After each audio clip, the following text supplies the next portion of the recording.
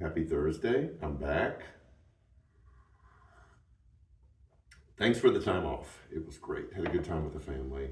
Um, and in the elders meeting a couple nights ago, um, there was a lot of conversation about how fortunate we are to have the team that we have here um, that can fill in without a loss at all. So, huge props to Jalen and George for filling in. It gives me a lot of peace knowing everything's cool, even when I'm gone. So I have no idea where this one's going to go. I'm going to ask a question and then just see kind of what falls into place as I'm talking about it. So here's the question: are you currently having an argument with somebody in your head? That person that cut you off today while you were driving, you wanted to give them a piece of your mind. Um, you're having it out with an insurance company or a repair person or the person who's working on your car. You had a conflict with a coworker. You and your partner argued about something about the house. Um, and maybe in the moment you didn't have the best comeback, but man, later on when you were driving or when you were in the shower, you came up with the best response that would just lay them flat. But you're still having that argument in your head. If you're honest, there's probably a couple going on. Those people don't know that you're mad at them. That guy that cut you off has no idea that you're still arguing with him in your head. And this is the problem with conflict. That unless, I don't want to say it's resolved because a lot of conflict can't be resolved. Unless there is this understanding that is worked out, it doesn't disappear. It goes inside. And we know that, but we don't deal with it in an honest way to keep that from happening. And what happens is it builds up. Now, hear me say this: the conflict that we see in the world that's always active and loud and in your face isn't the answer to keep it from going into your head. That's also um, an unhealthy way to approach conflict.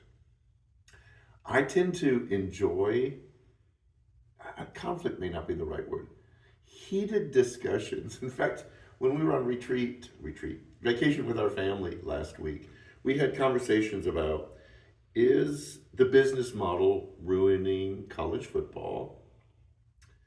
Does the role of president really matter? And get this one: what exactly is a casserole?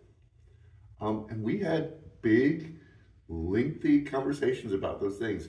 But what was enjoyable was even if we didn't agree, we pretty much agreed about the casserole thing.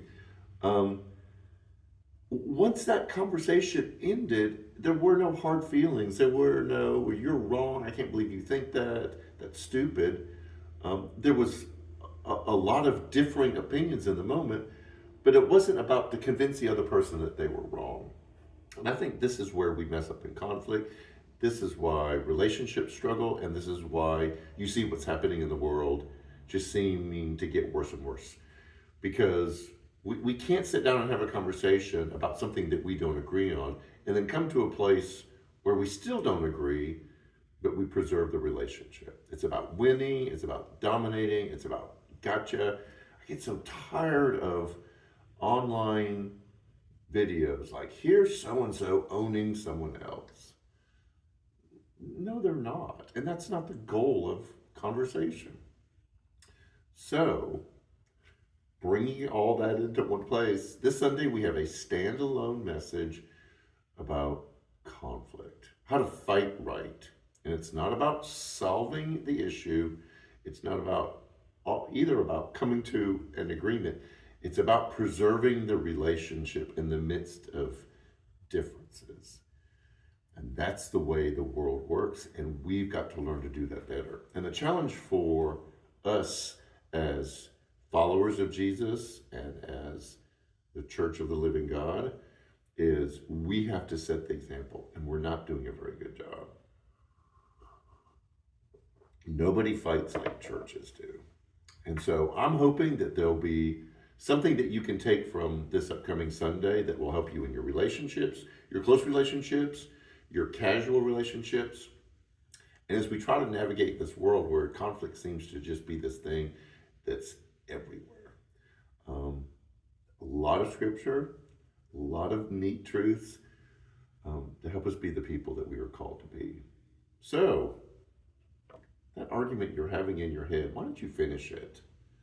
And let's learn how to do this well and right.